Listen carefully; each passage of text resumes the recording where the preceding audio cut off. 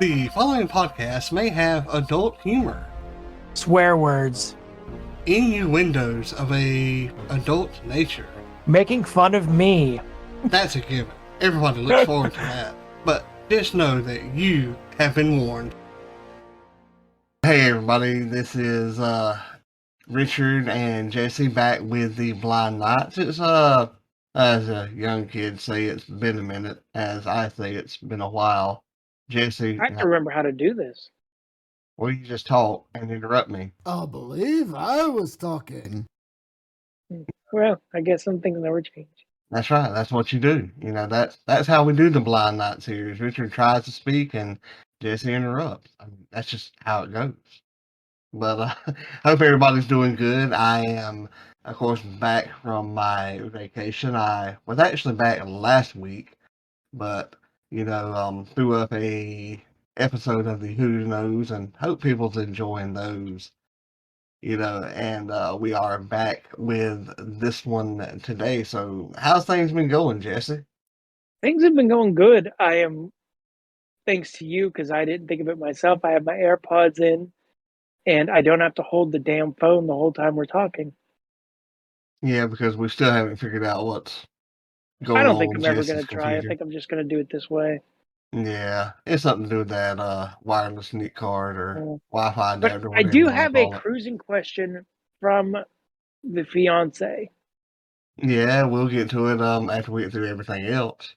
Okay. As long as you can remember. Oh, yeah. Knights of the Braille News Desk. Yep. Let's start off with some Knights of the Braille news. I've tried to get a bit more active on Twitter. Still not that active, and like I've said before, it's because I hate Twitter. I pretty much hate all social media, but I understand the need for it. We do have the Knights of the Braille co-partnership, I guess is what you could call it, with Everyone Games. The event itself is actually hosted on the Knights of the Braille Discord server. It's Everyone Games 2, the second time we're doing it.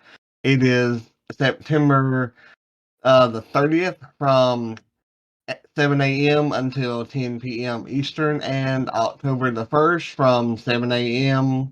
until 10 p.m. Eastern. There are all kinds of games and panels. We have some panels on mental health. We have some, like D&D 5e games, surviving Abel. It will be streamed live on Twitch. For those of you that use Twitch, personally, I don't anymore.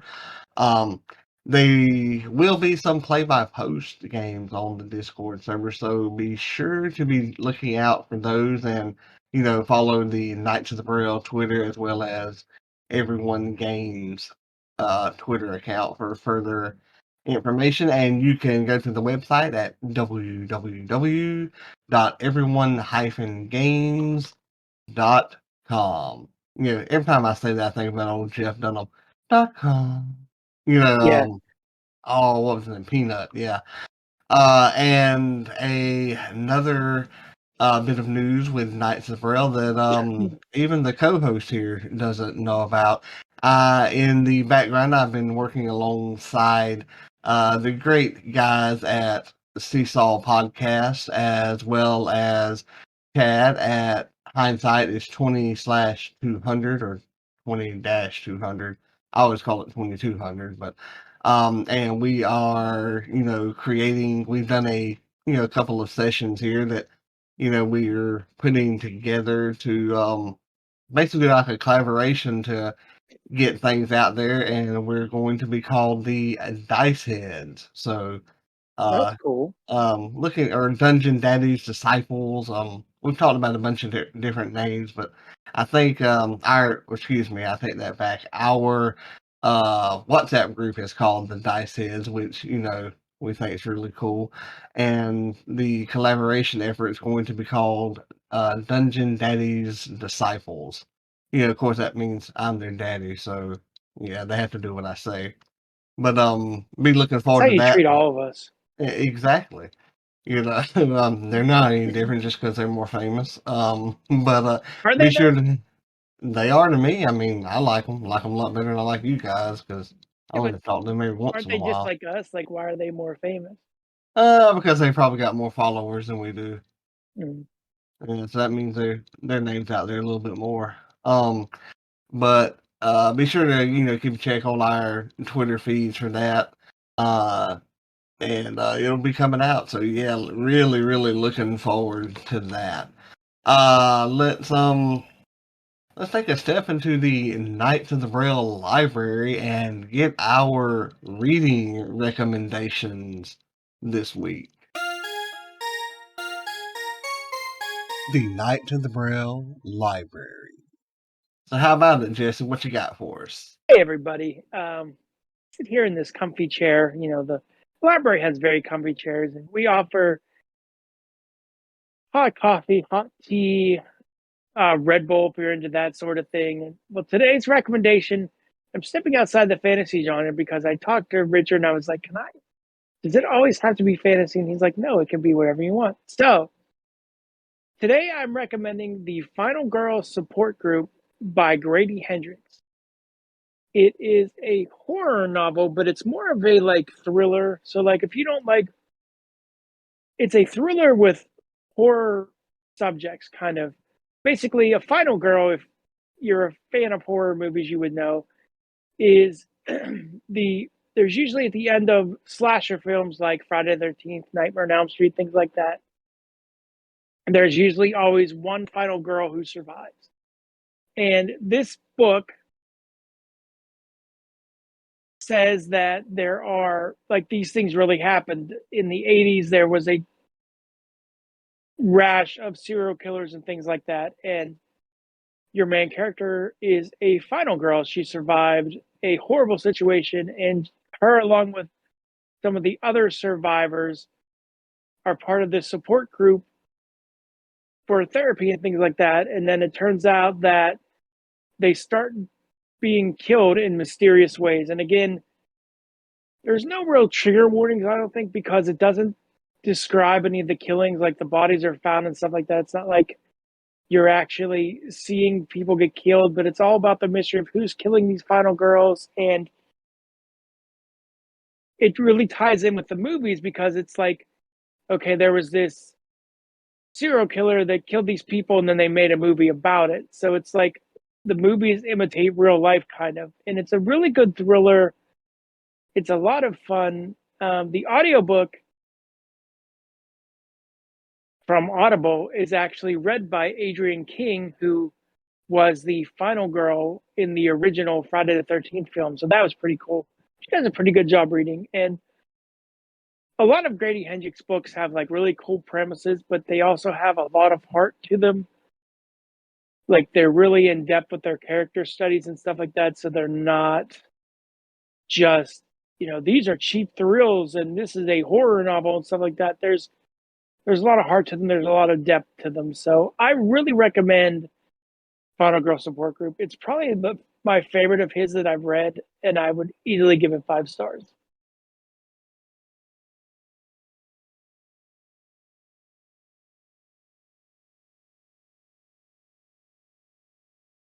Are you still there? Yeah, I just didn't want to interrupt you. Sorry. Well, I'm sorry. You didn't want to be like me. Exactly. Got to be like Mike. You remember when that was the thing? I remember being a thing, but I don't remember ever seeing it. But I've always heard it, but I don't remember actually witnessing it myself, which I'm sure I did. I just don't remember. Right. But really, really enjoy the explanation there. I think a lot of people will actually enjoy that. As far as me, I have 2 books because they're in the same genre and really fit. The first one is the Vader book by Leon White, of course. It is a wrestling biography. Really enjoyed this one. It talked about a lot of his, Japanese stuff, which is where, he got the name Vader, and talked about his stuff that he did with Antonio Inoki and some of the other Japanese wrestlers that I just can't pronounce their names.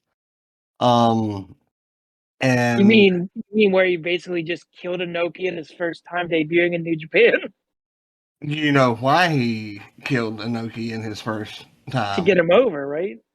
Yeah, Inoki chose to put him over that way. Yeah, I know, but I'm just Yeah. saying it was such hmm a shock at the time. Yeah, because Inoki had, I think, won for 4 or 5 years straight. Yeah. Really good though. Really went in depth with stuff like that, as well as later stuff in his career with his health issues that he had later in his life. Really good book until the end when it got extremely sad. But it was good. It's worth the $10 on Kindle. It was read by Jaws. You know, so kind of a robotic reader, I guess. The other book, again, like I said, along the same lines, is the book by Sabu.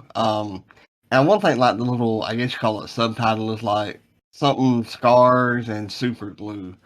I can't remember That's that pretty much exactly. him. Yeah, really good.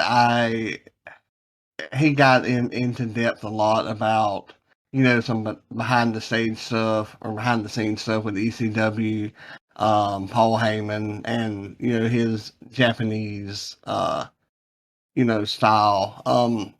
Really good insight to Sabu, and thankfully I've been able to be at a couple of shows, like indie shows where he was at, and never got to be at one where Vader was at. Was Me either supposed to for either be. of them. Well, Vader was supposed to come to one near here, but unfortunately he passed away before the show happened. So, but it was really good. I think I enjoyed the Sabu book a lot better. That's what I was just gonna ask you.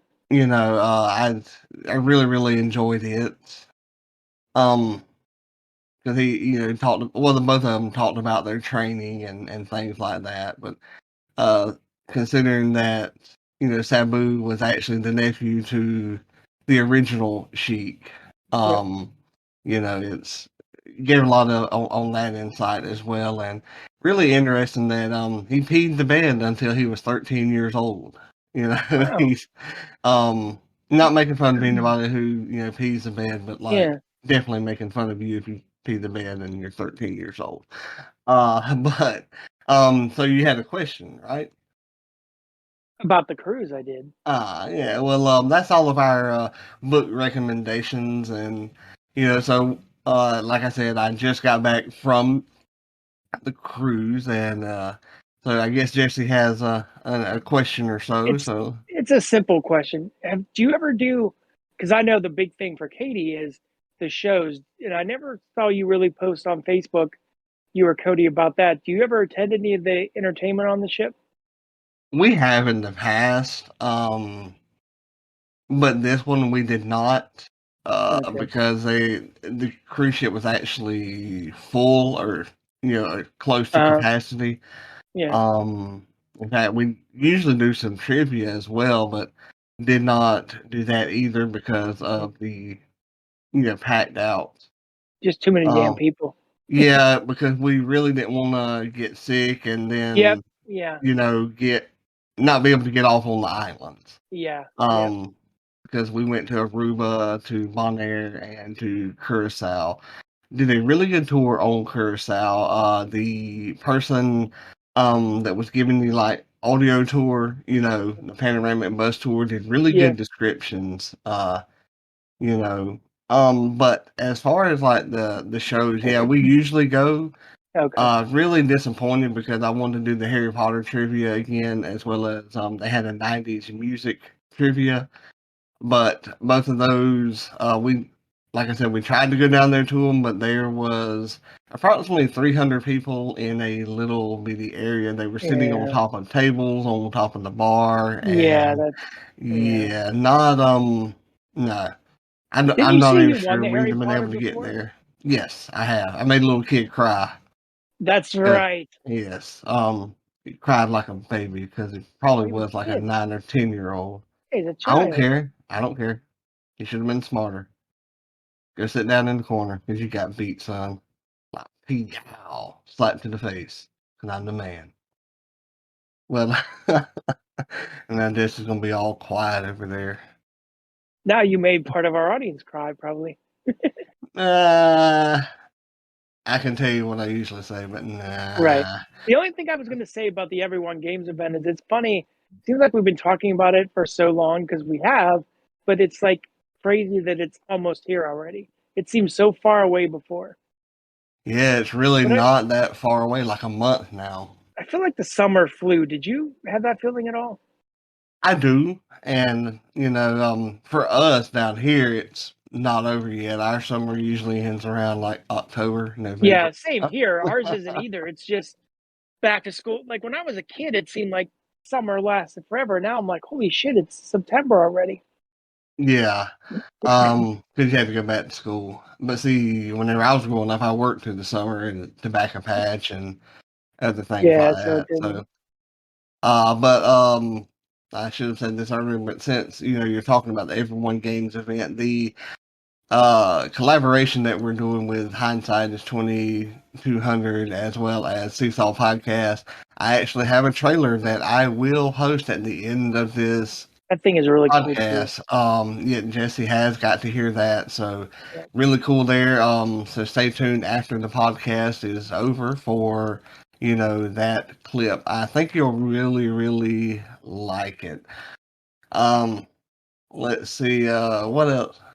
We'll get back to the the not necessarily D&D, although this is a D&D creature, a segment that we're going to call the creature feature.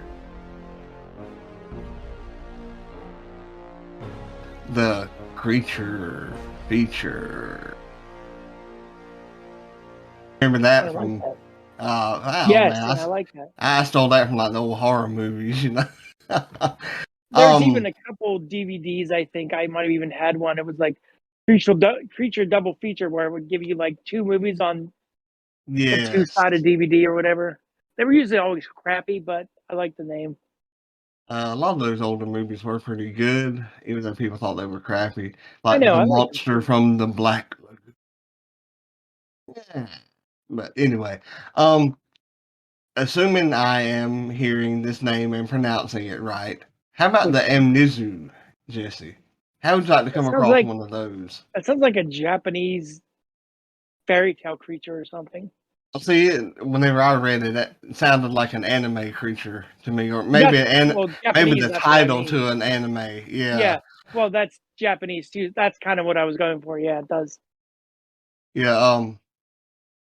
But they're really cool creatures, and they come from the Mordenkainen's Monsters of the Multiverse, and while there are things about the new D&D that I'm not crazy about, they still have some cool features in them, And like we said before, you just don't have to include those things in your game. You can make them what you want, and that's the beauty of tabletop games in general. But the Amnizu, they lead infernal legions. They command guardians, and they stand as like guards or whatever you want to call it at the gates of the hells. Yeah, they are they're kind of, I wouldn't say kind of, they're really arrogant, they're ruthless and bullying. Kind of like me, except for the whole arrogant thing. Yeah. Oh, you wouldn't be part of hell though, so no, never. They're intelligent tacticians. They are really like me, and they're really loyal. Maybe I should write my bio like this. You can be the blind Amnizu. Yes. But here's a really cool feature of theirs that I personally like. They can summon either a barbed or a bearded devil. And as far as D&D type, bard? No, barbed. Oh, okay. BARBED. Okay, that makes more sense. Yeah. But these are D&D stats, of course. But you can, like, if you're running D6 or whatever, you can modify them. You know, people think that you can't, but you know, you Why would can. anyone think that though? If you think about it, like you can do whatever you want. Yeah, I don't know. A lot of people are rules Nazis, rule lawyers. Yeah. You know, it is what it is. But how about their armor class, Jesse? Oh Would you God. care to take a guess what their armor class Is it is? as bad as your current armor class on Tuesdays? No, it's not that good. I will say it's a 21. It is a 21. Oh, I guess anything. And for those out there who may be wondering now, my armor class for my character in Jesse's game is a 22. And I have to apologize. Richard is the only player who I've killed, and I've killed his characters twice. He won't be doing it anymore. No, I do have to be using the shield to have the 22, but if you roll that one, you're losing the shield. nope, not me. Yeah. Their hit points, the average of their hit points is 202. Why do I feel like you're going to have us face one of these in the Monster Hunter game? You probably will. Here's their, you know, we talk a lot about hit die, and that's in every game where, you know, short rest you can recover and things like that. Here is their 27 D8 plus 81. So if you roll all ones on your D8, you're still that's still 108 hit points. What are their attacks? I'm always interested in the attacks. They are multi-attacks. There was a bunch of different ones, so I just picked like the really coolest one here. Yeah. But here's something else really cool about them. They can both walk as well as fly. They're immune. I wonder what they look like. Not sure. I might can find the description. But they are immune to fire and poison. And I just love these features of this. They can speak, I know, common, infernal, and abyssal, but here is the coolest one. They have telepathy. You know, where they can talk to your mind and things like that. Care to guess how far? 100 feet. 1,000. Jesus. They are a challenge rating of 18. They're worth 20,000 XP. And here is their coolest feature. At least it was to me because I'm a wrestling fan. They are considered in the Hells like Taskmasters. And Jesse probably won't remember who the Taskmaster is. Kevin Sullivan. Well, I give you another rubber jelly bean. The actual first like great match I probably saw in WCW back when you used to be able to get the pay-per-views in Scramble Vision. Yep. And of course it didn't matter for me because the sound was fine. And I know people don't like to talk about this person, but it was, I believe it was at the Great American Bash, and they had a street fight, or they called it something. It was basically it was up in Baltimore, if I remember right. It was Kevin Sullivan and Chris Benoit. At the time, I'm like, this blew my mind more than any WWE match ever did. And it was amazing. And I want to think it was in Baltimore, but I'm not 100% about that. It was it was Great American Bash because I remember the next pay-per-view is when the NWO actually debuted with their 3-on-3 and who was the third man going to be, and it ended up being Hogan and stuff like that. So I got into WCW right before the NWO came. Yeah, you missed a lot of their really good stuff, in my opinion. Yeah, but I'm going back though, and the attack is called the Taskmaster Whip. They get a plus 11 to hit. You're gonna fuck up anything. Well, Well, maybe not. Possibly. But could you imagine? I mean, just say like a sorcerer, they're screwed. typical AC. I mean, granted, you have to be within 10 feet to be hit by this, Yeah. but their AC is say 15. Lower level, that is really high for AC, at least in my opinion. You roll a 4 and you meet it, they're getting hit. Yeah. And they also have some other things where they can cast spells and something like and things like that. Their spell save DC is a 19. And they also have this other thing where they can try to like mess with your mind. You have to make an intelligence save of 19. I mean, this is just what does it crazy. do if you fail? I didn't write that down. Just Okay. going by. It's probably the something there. big. It's something like it's along the lines of like Charm Monster, something along those lines. But there's just a crazy creature here. Yeah. And like we said, you can adapt that into any of your games. So I really like this when I come across it, and I think that's what we may try to do here with the Blind Knights podcast. Is I say go in alphabetical order as long as there's a monster with that particular letter. Like there may not be a Q. Well, there could be. There could be. I read maybe 20 pages. I got to go back to it, but of Mordenkainen's, and like it just blows your mind every monster you see. At least in my opinion, I'm just like, oh, that's awesome. Oh, that's awesome. Oh, that's awesome. Oh yeah, but I really like the creature feature, and of course we won't go over every one of them because of the whole copyright thing. But I think it's really cool to look at it and talk about it and everything like that. Seems like everybody else does. There's enough of them, like to find cool ones to go through. Probably not even scratch the surface of the book. Oh no, I don't think you'll scratch the surface at all. But that's really about it for this episode of the Blind Knights. I hope everybody has enjoyed it. Remember to like, share, and subscribe.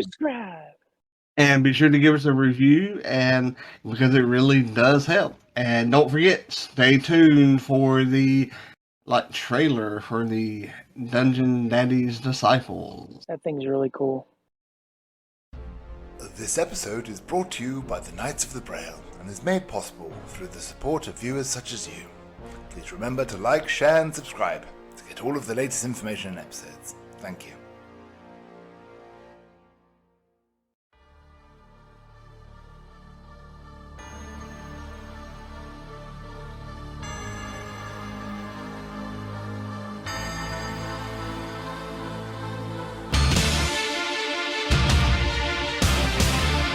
Welcome everyone to this exclusive one-shot, the Dungeon Daddy's Disciples.